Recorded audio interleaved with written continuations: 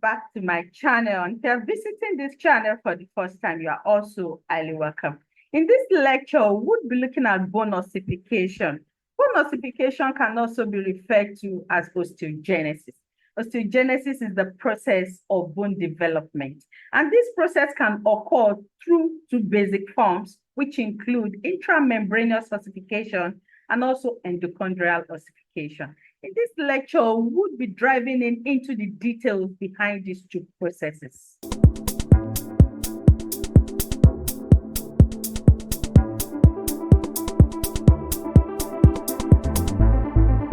Before we look through the processes of bone ossification, let's highlight the scenarios onto which bone ossification can occur.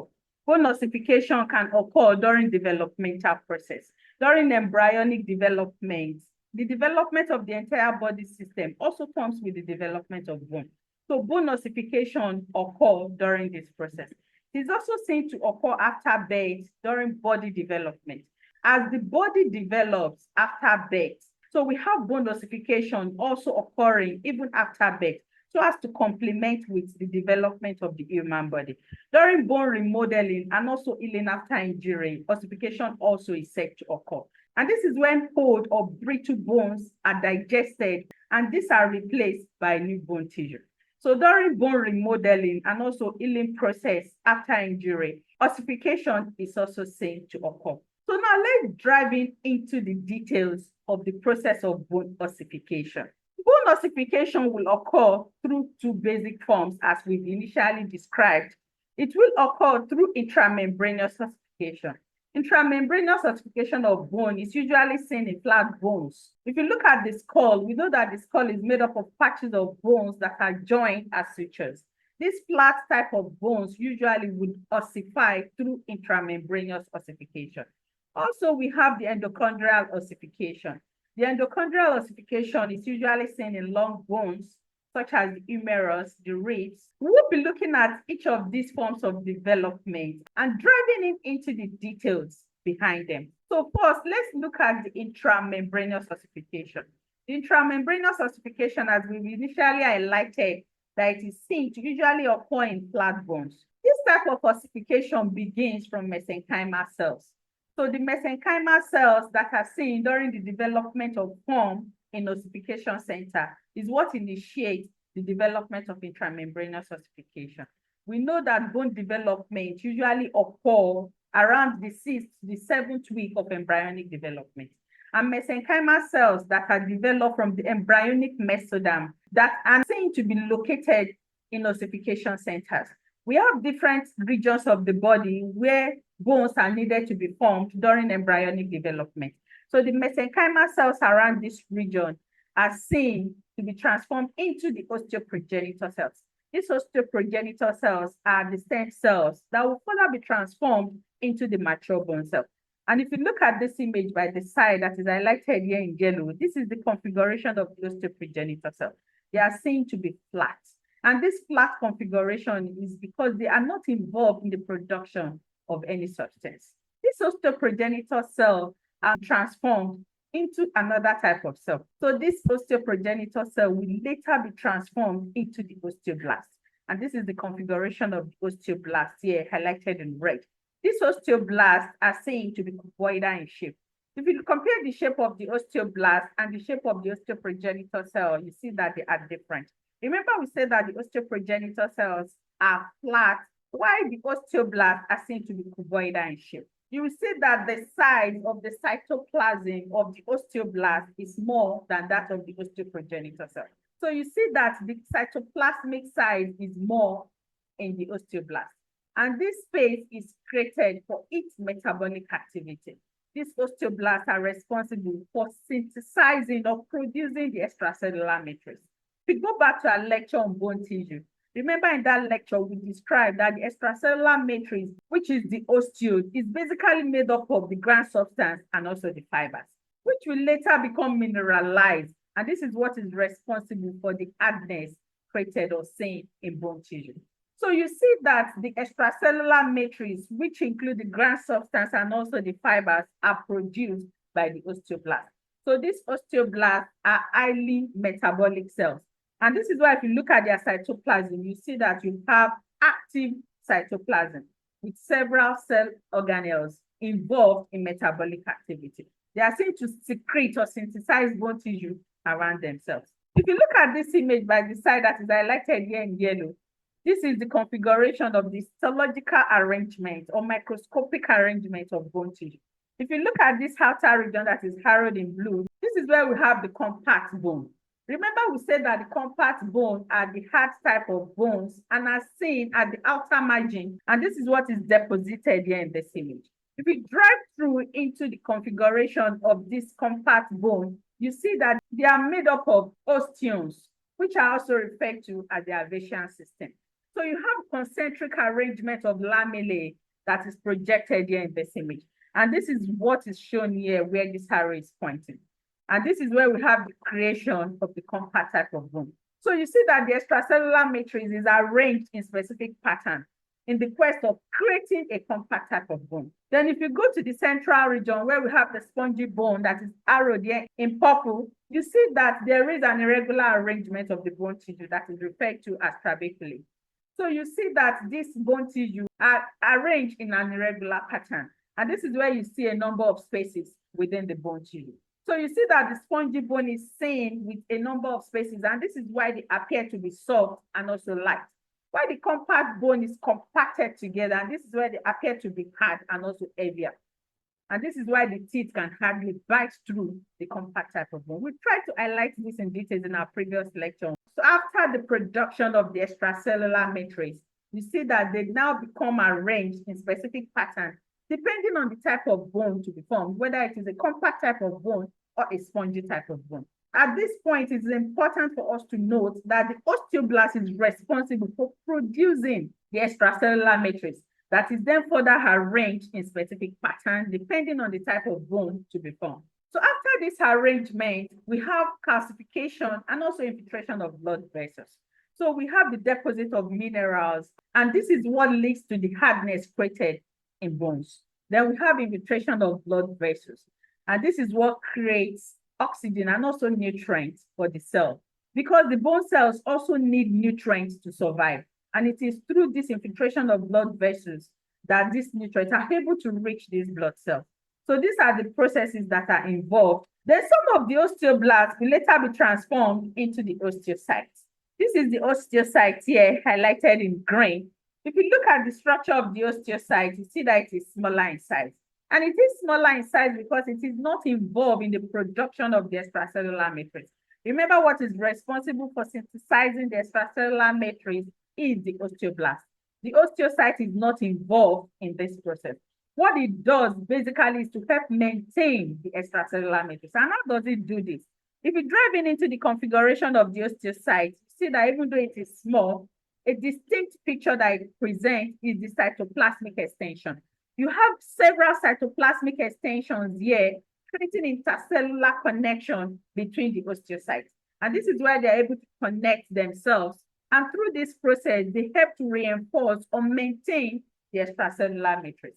So you see that as the cells are transformed from one stage or level to the other, they are seen to be responsible for different functions. For the osteoprogenitor cell, the main aim is to be transformed into the osteoblast. For the osteoblast is responsible for producing or synthesizing the extracellular matrix that will further be rearranged into specific patterns depending on the type of bone that is needed to be formed. This will be followed with calcification or mineralization and also infiltration of blood vessels. And we now see that the osteocyte is not involved in the production of the extracellular matrix. What it does is to help maintain the extracellular matrix through its extensive cytoplasmic extension. So this is how intramembranous ossification will occur. So it is important for us to also include the osteoclasts. These osteoclasts are produced from monocytes or macrophages. And what they are responsible for is basically the reabsorption of the extracellular matrix. When bone remodeling or repair is needed to occur, the old or brittle bone tissue are needed to be digested. And after the digestion, space will be created because there's going to be the loss of bone tissue because it's been digested. So this space that is created will not give the allowance for the invasion of the osteoblast. So as soon as the osteoblast is able to invade into that space, it will begin to secrete extracellular matrix. We know that the osteoblast is responsible for producing ground substance and also fibers. And this is where they begin to secrete extracellular matrix around themselves. So this is how bone are reabsorbed through the osteoclast, and are also new bone tissues are formed through the osteoblast. So the osteoclast will need to digest what is not needed or reabsorb it. Then the osteoblast will also need to form new one around that place. So this is how these processes occur. So let's go through the endochondral ossification. Endochondral ossification is said to occur usually in long bones, for example, in the humerus or the ribs. This endochondral ossification, if you drive deep into the name, endochondrial, chondrial means cartilage. This means that there's an already laid template of cartilage. So it is a type of bone that is formed from pre-existing cartilaginous deposits. So this is what is seen in this type of ossification. If you go back to our lecture on the cartilage, we described that we have three types of cartilage. We have the hyaline cartilage, we have the fibrocartilage, and we have the elastic cartilage. It is the hyaline cartilage that creates the template model for endochondral ossification. In case we are asked during examination, it is the hyaline cartilage that is seen to undergo this type of ossification. So let's dive into the processes that are involved. Endochondral ossification takes longer than the intramembranous ossification because a cartilaginous model will need to be established or created before it will then be transformed into bone. So it takes a longer process for it to occur. So let's dive into the details that are involved in endochondral ossification.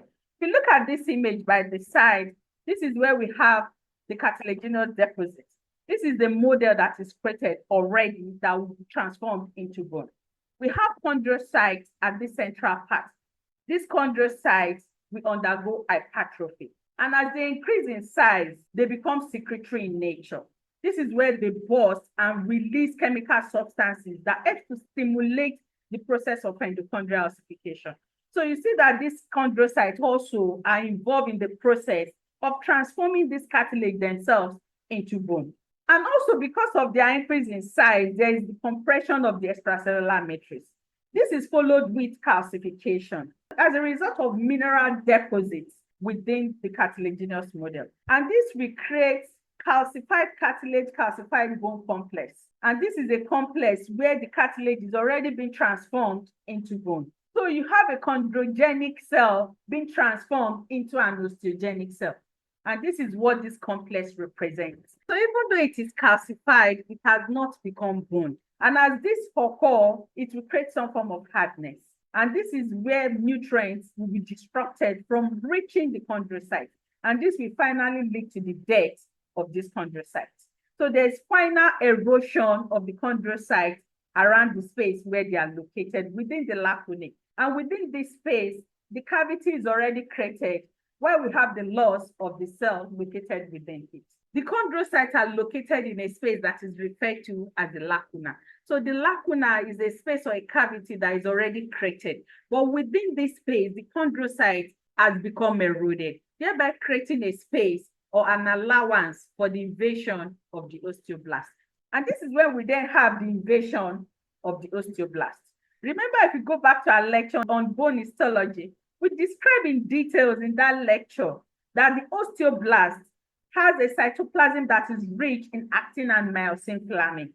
This actin and myosin filament is to allow them to be able to move to sites or regions where they are needed. So this osteocyte, because of their ability to move, they are able to invade into the cavities that are created. Remember, we already have the erosion of the chondrocyte, and the cavities that they are already created, we create a space for the invasion of the osteoblast. The osteoblast will then invade into that space. And if you go back to our previous slide where we described intramembranous ossification, we say that the osteoblasts are responsible for producing extracellular matrix. So around this space, they begin to secrete extracellular matrix around themselves. And this is where they begin to form bone tissue. And this will be followed with infiltration of blood vessels, which of course will be creating the means through which oxygen and nutrients will be reaching the bone tissue. Then finally, we have some of the osteoblasts being transformed into the osteocytes. And if you also go back to our previous slide, remember we said that the osteocytes are not responsible in synthesis of the extracellular matrix. What they do is to help maintain the extracellular matrix through their extensive cytoplasmic extension. So they have this extension also created, helping to reinforce the extracellular matrix. So this is how they finally transform from one form to the other before you have the final replacement of cartilage with bone. So you see that endochondral ossification basically involves an already template or model of cartilage created that is then further transformed into bone. And we've tried to highlight the bases that are involved in this process. So let's dive into endochondral ossification. Specifically, we'll be highlighting the details of endochondral ossification in long bone. For endochondral ossification in long bone, we have two ossification centers. We have the primary ossification center and we have the secondary ossification center. The primary ossification center is the first site of development, and this is seen before birth. So during intrauterine development or embryonic life, we have the development of the primary ossification center, and this is seen around the diaphysis of long bone. This is also referred to as the shaft. We use this image by the side. This is where we have the diaphysis here, carried at this point. So it is at this central region that we have development of the primary ossification center. After the completion of this center, we then have the secondary ossification center that will begin to happen. And this is seen in the epiphysis of long bone. And this is what is harrowed here in purple. So the secondary ossification center will begin after birth, while this primary ossification center is seen during intrauterine life. So let's dive into the details that occur within the ossification centers that we have highlighted. For the primary ossification center, we say that at this central part, you have initial deposit of cartilage because it is an endochondral type of ossification. So this initial template of cartilaginous deposit is needed. So the chondrocytes within this region will undergo hypertrophy. This is when the chondrocytes will become enlarged. And we say that during this enlargement, it tends to burst and release some chemical substances that help to stimulate the process of endochondral ossification. Also, after this process, there is the calcification of this region. This calcification is what leads to the formation of the calcified cartilage, calcified bone complex. We already highlighted this in our previous slide when we describe endochondral ossification. So this is how this complex is created. Because of this hardness that is presented around this area, that will lead to the disruption of nutrients from reaching the chondrocytes. This will lead to the death of these chondrocytes, and this is where they become eroded. And this is where we have cavities created, which then allows for the invasion of the osteoblasts. The osteoblasts will further invade into this space. And we know that the osteoblasts are responsible for producing extracellular matrix. And after this, some of these osteoblasts will further be transformed into the osteocytes, which will help to maintain the extracellular matrix. We tried to describe this in details in our previous slide when we tried to highlight endochondral ossification. So this process will occur around the diaphysis. At this central part is where it will begin. The perichondrium lining the outer margin of the cartilaginous model will also be replaced by periosteum. Also to add that around the central region here, we have the osteoclast digesting the tissue that is located around this region. And this is where we have the creation of a space or cavity that is referred to as the medullary cavity. So you have a medullary cavity here created around the central portion of the shaft or the diaphysis of the long bone. And this is as a result of the osteoclast helping to digest the tissue that is located around the space. We know that when they digest it, they are reabsorbing it, and this will tend to create a space around that region. So it is important that we highlight this also in the process of endochondral ossification. Then after birth, we have the development of the secondary ossification center, but this is seen in the epiphysis. If you look at this lower image, this is where we have the secondary ossification center here in the proximal epiphysis. We also have a distal epiphysis at this inferior region that is not shown here in this image. So you have the secondary ossification center also then beginning to transform the cartilaginous model into bone. And this is where chondrogenic cells are being transformed into osteogenic cells. We've also tried to describe this also in detail during the course of this lecture. So as this occurs, if you drive through, you see that at this region, you have a cartilaginous growth plate around this region that is carved out in black. And this is referred to as epiphyseal growth plate. This is a cartilaginous deposit that tends to separate the epiphysis from the diaphysis at this region. This kind of presentation is also seen at this lower edge, but is not shown here in this image. So this epiphyseal growth plate is what is responsible for the elongation of bone. If you try to extract this region that is carved out here in black, that we refer to as the epiphyseal growth plate, this is the kind of presentation that you would see. At this upper end here is the epiphyseal end, and this lower end here is the diaphyseal end. At the inferior region of this space, we have the diaphysis, where at the upper region here, we have the epiphysis. You say in between these two spaces, we have the epiphyseal growth plate. This epiphyseal growth plate is further subdivided into 5 microscopic layers. And we say that this is what is responsible for the elongation of bone. So we have the first layer here, harrowed in yellow, and this is the resting layer. This is the resting layer because at this point, the chondrocytes that are located at this space are not involved in proliferation. And also they are arranged irregularly. So there's an irregular arrangement of chondrocytes around this region. And this region is closely related or positioned to the epiphysis. Then you have the second layer that is located inferior to it, and this is the proliferative zone.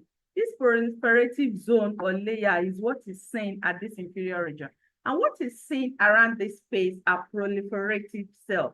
These chondrocytes begin to proliferate and are arranged in parallel rows as projected here in this image. So you see parallel arrangement of chondrocytes that continuously undergo proliferation.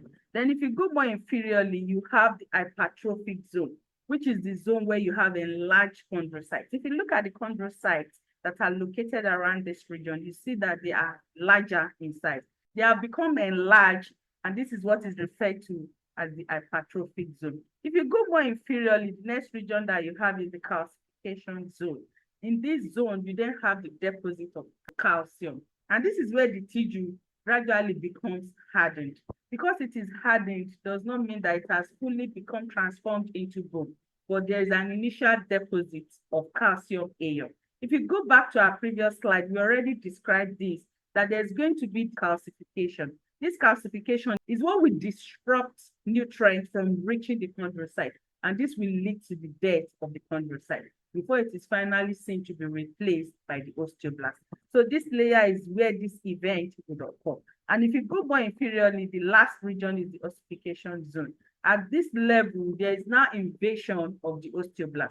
So the osteoblast is now invaded into the space that are created or cavities that are created around this region. So you see that these layers, as they go from the epiphyseal end to the diaphyseal end, are seen to contain cells that are undergoing changes in the quest for becoming transformed from cartilage to bone. So this is what is seen here in this image. It is also important for us to highlight that the rate of proliferation in the proliferative zone is balanced with the rate at which calcification and also ossification will occur. So as more as cells are being proliferated, also as the number of cells also are becoming transformed into bone. And this is what will lead to the elongation created along this axis. So you see that there's going to be a push outwards and also inward because more cells are being proliferated and more are also being processed to become transformed into bone. So you have bone deposits around this lower region where more proliferation will occur at this upper region. And as this process is balanced up, it's going to lead to a vertical elongation of bone. So this is what creates the elongation of bone around this region. And this process will continue until about 25 years after birth. And at full maturity, you see that the primary and the secondary ossification centers will then fuse. So the fusion of the primary and the secondary ossification center at this point will now leave an alignment that is highlighted here in red that is referred to as the epiphyseal line. So it is just the line that you see at full maturity, and this is about 25 years after birth. So you see that the development of bone will begin during intrauterine life in about 6 to 7 weeks, and this will continue until even after birth, until when the individual reaches 25 years of age. It is also important for us to add that we have articular cartilage covering the upper edge around the epiphysis. And this is where this bone is articulating with another bone at joints. So we know that the bones do not connect directly with each other at joints. They are seen first to be lined by articular cartilages before they are then connected to other bones so as to prevent friction. So this cartilage is what is seen to remain permanently in long bone, while the epiphyseal growth plate is seen to be gradually replaced by bone tissue, which will finally be seen as the epiphyseal line at maturity. It is also important for us to have that bone, apart from growing along the vertical axis, it's also seen to go along the horizontal axis. So along the horizontal axis, if you try to carve out the section of bone around this space, in the endosteum, we have the osteoclast, while in the periosteum, we have the osteoblast. And if you go back to our previous slide, we already highlighted that different bone cells are known to exhibit different functions. For the osteoblast, it is seen to produce new bone tissue because they are responsible for synthesizing bone matrix, while the osteoclasts are seen to digest bone tissue. Within the endosteum, we have the loss of bone tissue as a result of the osteoclast cell helping to digest or reabsorb them. So around this central region, more space will be created. While in the outer region, we have more deposits of extracellular matrix because of the action or function of the osteoblast that is located in the periosteum. We know that the periosteum is the outer covering of bone, while the endosteum is the internal alignment of bone. So this is what is seen. As digestion is occurring at the central part by the osteoclast, formation of new bone tissue is occurring at this outer region, and this will create a transverse expansion along the horizontal axis. So this is how bone grows also along the horizontal axis. So thanks for watching. Let's continue to stay clean.